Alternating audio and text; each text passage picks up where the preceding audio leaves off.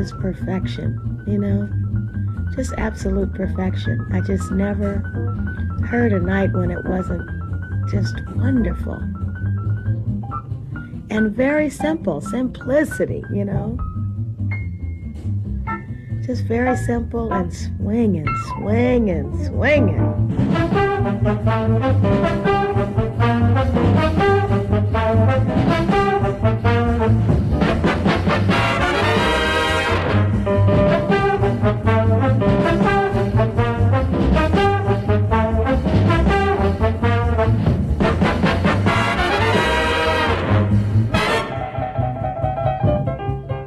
There's one musician in the world that you know after one note, it's Count Basie.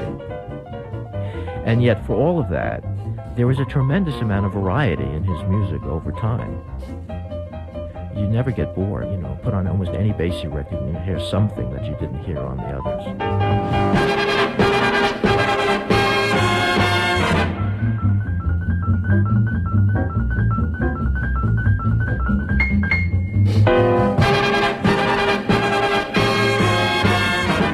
For me, it was a good band. Count was a very nice man, a nice person to work for, and he had really a fine group of fellows working for him. They were nice to work with, very conscientious and good players.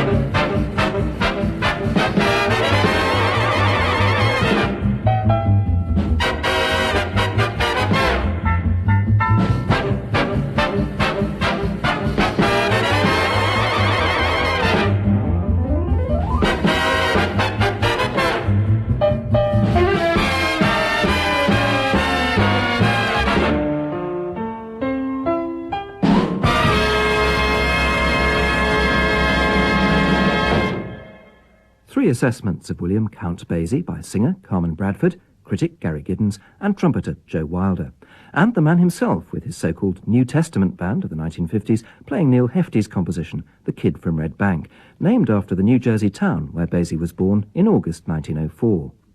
The piece is unusual because it has opportunities for Basie to show off his full-blooded mastery of the stride piano style. More often, he just added a few sparse chords to the sound of his orchestra. In these 4 programmes about Basie's life and work, I'll be hearing again and again from those who knew him about his ability to strip music down to its essentials, to pare away his piano style to a slender skeleton, and to be ruthless about discarding those sections of an arrangement that didn't work. But for all that he took away, and however understated his own piano was in many of the band's arrangements, the one essential ingredient of the orchestra's music through his long career was Basie himself. A man of few words, and for the most part, few notes as well, he remains something of an enigma, a vacuum at the centre of the creation of one of the outstanding big bands in jazz. So I'll be trying to find out more about the man behind the enigma. The story begins when Bill Basie was just 20 and left home with his school friend, Elmer Williams, to join a travelling revue called the Hippity-Hop Vaudeville Show. Before long, he was the accompanist to blues singer Katie Crippen.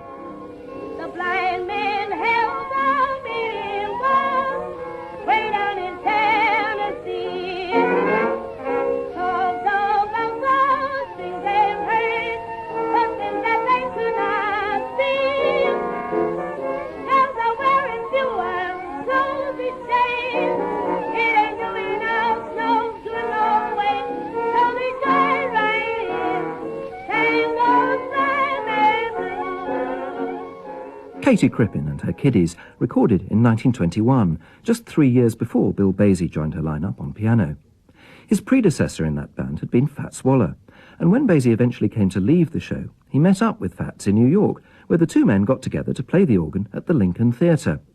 Although they were only a few months apart in age, Fats had been a childhood prodigy on the organ, and now he painstakingly taught Basie the basic skills: how to operate the pedals without looking down at his feet, and how to use different registrations or combinations of pipes to get a variety of effects. That's a part of my life that was sort of something that belonged to me.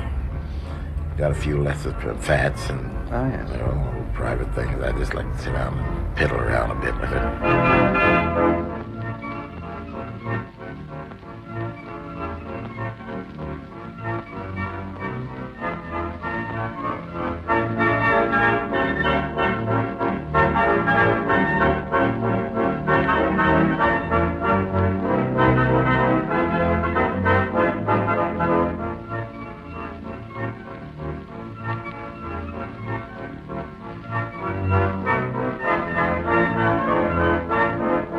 Fat Swallow's Soothin' Syrup Stomp, a piece from the 20s that combines much of his Harlem stride piano style with his prowess as an organist, and certainly the kind of piece that made a lasting impression on Bill Basie, who by 1927, aged 23, became the organist at the Eblon Theatre in Kansas City. He got there by going back on the road and working his way across the Midwest with another singer, Gonzelle White. There are no recordings of Basie with Gonzelle, but we do know how he sounded as a blues accompanist because he cut one record when he got to Kansas City with the singer Edith North Johnson, also known as Hattie North.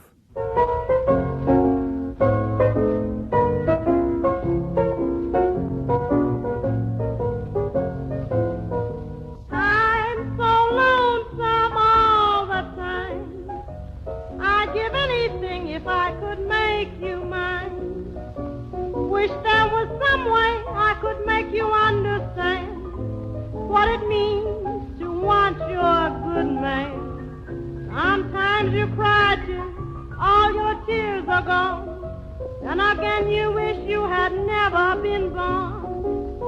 Oh, it's so hard to love a man like I do. Though you belong to someone else, and I can never really have you for myself. Just 1 hour with you each day, all would mean more to me than I can ever say. But I guess it's best that I leave you alone. You go back to your wife and your babies at home.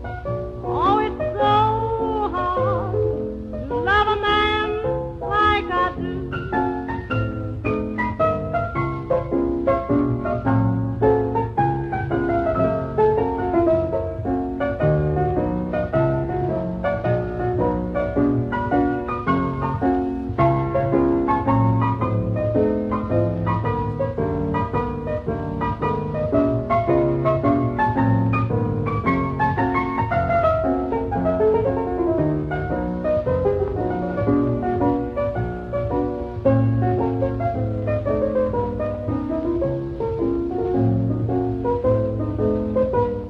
Bill Basie on piano with singer Edith North Johnson in Kansas City. In many ways, it was the chance accident of being in a theatre troupe that ended up there which brought Basie to Kansas. But he soon found he was in the right place at the right time. The Pendergast regime that controlled the city encouraged what was known as a wide-open town with plenty of entertainment. Above all, it was the centre for the touring orchestras, or territory bands, that travelled all over the Midwest.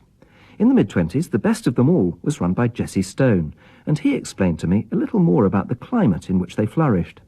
We were like a show and a dance, because we had acts, we did jokes, we danced, and we did tricks and all that sort of stuff. And so we became the best band in the Midwest. There was nobody else like us. When did you start noticing other bands coming on the scene? I mean, people like George Morrison and Alphonso Trent and people like that. 20s. They call that the Roaring 20s. The reason for that was the World War I was over now, and women who had been working in men's places, they had more freedom. Women were smoking, and they were wearing short dresses, and women were even buying cars and driving them and all that sort of stuff. People had a lot of money, and this is why they called it the Roaring 20s. That's when other guys decided to have bands and everything, because people were hungry for entertainment, you know. Jesse Stone,